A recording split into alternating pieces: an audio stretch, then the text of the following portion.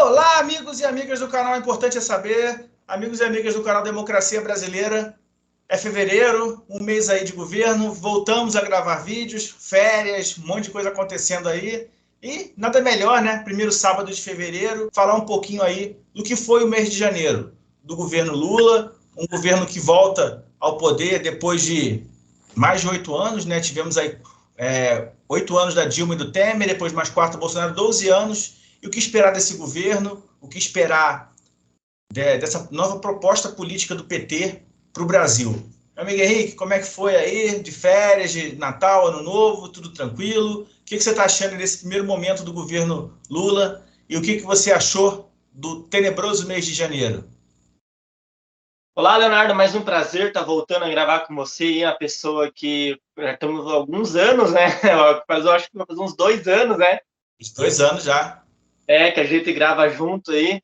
E foi bem, graças a Deus, devido à pandemia que a gente passou e passar com saúde, né? Que eu acho que é o mais importante, e ter uma transição onde que não tivemos a transição para uma ditadura, né?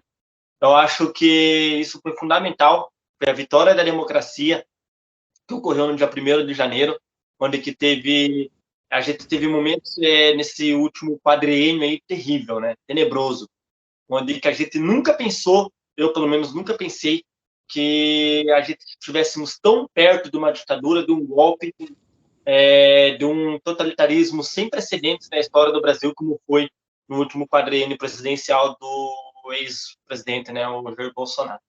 E, assim, foi muito triste, né? A gente vai estar debatendo sobre isso agora e esperamos aí que não ocorra mais no Brasil. É verdade, né? Já entrando no tema, era esperado que alguma coisa fosse tentada, né? Não, ele não ia simplesmente se entregar de mãos beijadas. Até porque, como você sabe muito bem, ele tem apoio de muitos governadores de estado, né? Inclusive do Distrito Federal, não é novidade para ninguém, assim como do Rio de Janeiro, de São Paulo, né? De Minas Gerais, que agora está se desenhando aí como uma oposição apenas como forma de assumir o espaço deixado por ele, né? O sonho do Zema nada mais é de que ser a bandeira do liberalismo em 2026. Mas, realmente, ele tinha um apoio dos governadores muito grande e alguma coisa ia ser tentada. E, para você Boa, tomar né? o poder, nada melhor do que a capital federal, onde a gente viu aqueles atos de barbárie, né? Atos criminosos que vão ser punidos, não tem outra opção, tem que punir, não existe anistia para isso, não existe perdão judicial, não tem como. Aquilo ali é caso de punição, cadeia, porque é crime, né? Você atentar contra o Estado Democrático de Direito, atentar contra o patrimônio público, tudo isso é crime. E ali, né, claramente, com minuta golpista, com secretária de segurança fazendo corpo mole, né, com apoio de alguma parte das Forças Armadas também, principalmente do Exército, né, alguns generais, né, isso tudo está sendo investigado, tudo está sendo apurado pelo Ministério da Justiça, pela Polícia Federal, e a gente brevemente vai saber quem orquestrou, por que orquestrou, e lógico que tudo isso tem o dedo do fujão, né, que está lá nos Estados Unidos, sabe que se voltar vai ser preso, está tentando asilo na Itália, tentando aí algum país que o aceite, mas eu acho muito difícil a Itália aceitá-lo, tá? Acho muito difícil. A União Europeia já deixou muito claro que é totalmente contra o ex-presidente brasileiro. E, sinceramente, eu acho que o único lugar que, de repente, ele poderia se asilar seria o Catar, a Arábia Saudita, aqueles estados de exceção, né? Que a gente sabe muito bem como funciona lá, onde se entrega pendrive em plena Copa do Mundo, né, meu amigo Henrique? É verdade. A gente viu que estavam tudo se reunindo depois das eleições, aquelas falas golpistas falando que houve fraude, gente da pior espécie, né? Pessoas ali sempre com falas assim contra a democracia, contra o pilar democrático, achando que foi fraude. E a gente vê que sempre os grandões nunca apareciam, né? Eles sempre ficavam financiando esse tipo vamos dizer, que uma construção de ideias ali, coisa que dificilmente ocorre, porque ali é só barbárie, né?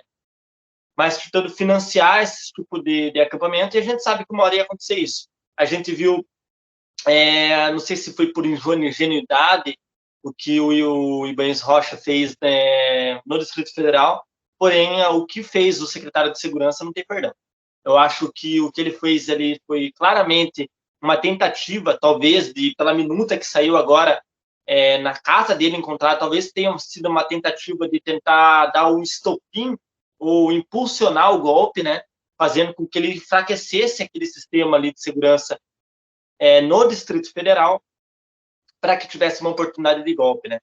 E a gente sabe muito bem que os países não vão realmente aceitar o Bolsonaro, que o Bolsonaro fez coisas assim tenebrosas, foi realmente uma pessoa que tem que ser punida, eu acho que tem que ser punida pelo Tribunal de Haia, eu acho que não pode passar por isso. Aqui no Brasil a gente tem que ter, sim, de uma forma de punição a todos os envolvidos, não somente o Bolsonaro, mas toda aquela caterva que envolve ali o Jair, e não pode deixar passar impune, né? E a gente vê como é que pode, né? A gente vê os estados, os governadores que acabaram apoiando e que são apoiadores do atual governo, né? E a gente sempre vê alguma tragédia. A gente olha a questão do Distrito Federal como uma delas, né?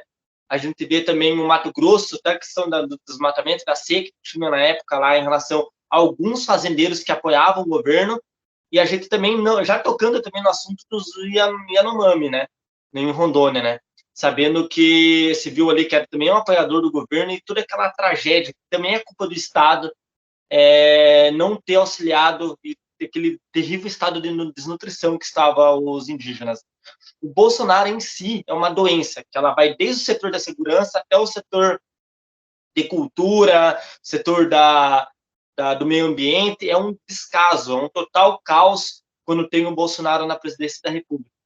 E a gente viu que essa tentativa de golpe ela foi fracassada. Por quê? Porque nós temos que agradecer ao Supremo Tribunal Federal, ao Alexandre de Moraes, ao Celso de Mello, passado Celso de Mello, que foi muito firme durante a questão do Bolsonaro tentar aplicar um golpe, ou ter uma tentativa no sentido quando aquelas pessoas foram lá em Brasília lá, e fizeram todos aqueles atos golpistas lá foi ano retrasado, que fizeram para poder pedir intervenção militar. Então, o Celso de Mello, Alexandre de Moraes, todas as instituições de justiça que trabalharam durante as eleições, que de uma forma ou outra tentaram evitar, e se não fosse esses pilares aí, talvez a gente teria uma ditadura hoje no Brasil, então temos que agradecer muito a eles, lembrando que a fala do Marco Duval sobre aquele áudio que ele falou que ele estava conversando com o Daniel Silveira sobre tentar incriminar o Alexandre de Moraes para, de uma forma ou outra, tentar tirar ele do Supremo Tribunal Federal e, assim, aplicar o golpe no Brasil. Então, eles sempre vão para cima do ministro Alexandre de Moraes, de uma forma ou outra, tentar enfraquecer o pilar democrático. Mas, graças a Deus, que a democracia venceu. Tivemos um belo discurso da Rosa Weber na retomada do Supremo Tribunal Federal, e o presidente da República. Foi muito importante, já reuniu todos os governadores quando ocorreu aquele ato banal em Brasília, reuniu todos os governadores, fortaleceu ainda mais o atual governo e mostrou, né, que o Brasil é um país de união. A gente viu o Eduardo Leite, o governador do Rio Grande do Sul, ele pegando e ele dando junto com Lula, falando sobre a questão ideológica, que não entra nesse momento a questão ideológica, e sim aquilo que é mais importante, que é o Brasil. A gente vê até o Tarcísio, que foi um grande bolsonarista, né? Hoje sequer toca no nome do Bolsonaro, sequer, eu acho, quer agregar alguma coisa do Bolsonaro no seu atual governo. Então, realmente, a gente só temos uma democracia hoje graças às instituições que mostraram que a Constituição de 1988 ela funciona. É uma Constituição, sim, que garante a nossa democracia. Verdade, amigo Henrique. Mais do que nunca, ela foi muito testada. Esse final de 2022 e esse começo de 2023 nos mostraram o quanto foi importante a nossa Constituição Cidadã, né? Já tão falada aí ultimamente, e que serviu, sim, de um pilar norteador do direito da democracia para vencer a barbárie. E graças a Deus, graças aí à movimentação do STF, a movimentação dos democratas, a gente conseguiu evitar um golpe de Estado e a perpetuação no poder do ex-presidente. Acho que isso é muito importante. Nesse primeiro vídeo, vamos ficando por aqui, gente. Agradecendo a todo mundo que acompanha o canal Importante é Saber, o canal Democracia Brasileira. E peço para quem não é inscrito, se inscrever, deixar o like, compartilhar. Isso ajuda demais a gente a estar postando novos vídeos. E nessa retrospectiva, vamos voltar agora no segundo vídeo para falar um pouquinho mais dessa questão Yanomami e tudo isso que a gente descobriu agora em janeiro de 23, tá bom?